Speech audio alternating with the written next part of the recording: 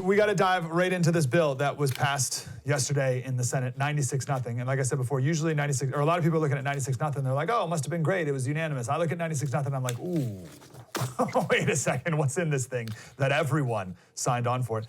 Carrie Lucas is here. She's the president of the Independent Women's Forum. Carrie, thanks for being here. Thanks so much for having me on. I don't know where to start. Let's go back. Maybe, why was something necessary, and was something necessary for the federal government to do, and why was it necessary? We'll start with that. Yeah, it's crazy that we're at this point. A couple of weeks ago, I think everyone would be absolutely horrified to think that we were spending another $2 trillion, or whatever the price tag of this is going to be, and it's going to be something huge.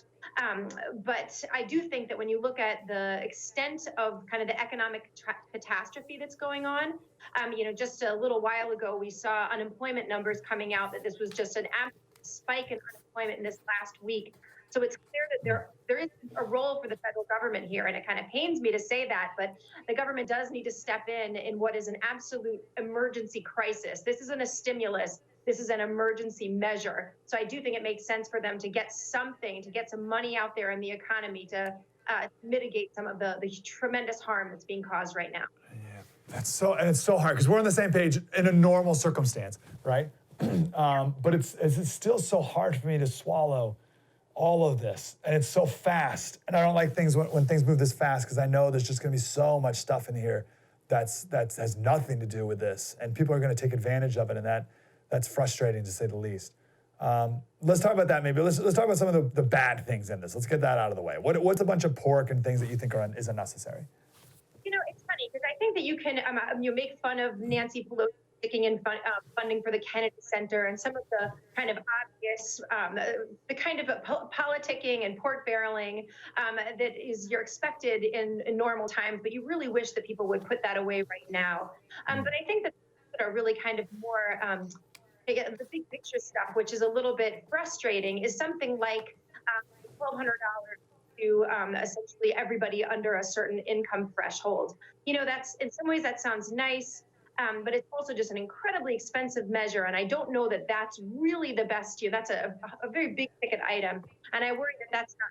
I wish we could figure out some more targeted ways to help people, rather than just kind of throwing money at the problem. When obviously this money has to come from somewhere, so there is a cost to doing something like that.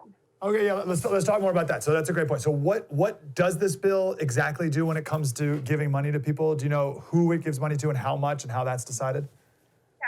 That it is that it's up to $1,200, and it's graduated. It basically phases out a single person up to $100,000. So if you have an income over $100,000, or a married couple, and I believe it's just a doubling. So if you're under $200,000, you're going to get some check in the mail from the government. And on one level, we understand kind of the logic of this.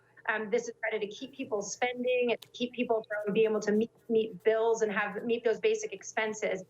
But I think the real problem is not the spending that's the problem right now. The problem is really a business side problem, where we have businesses that can't afford to pay people. And I may have another $1,000 in my pocket, but I can't go to the store. I can't go to a restaurant. And these are the places that are really going to be hurting. You can't effectively spend in the way that it needs to prevent this crisis, which is why I think that's.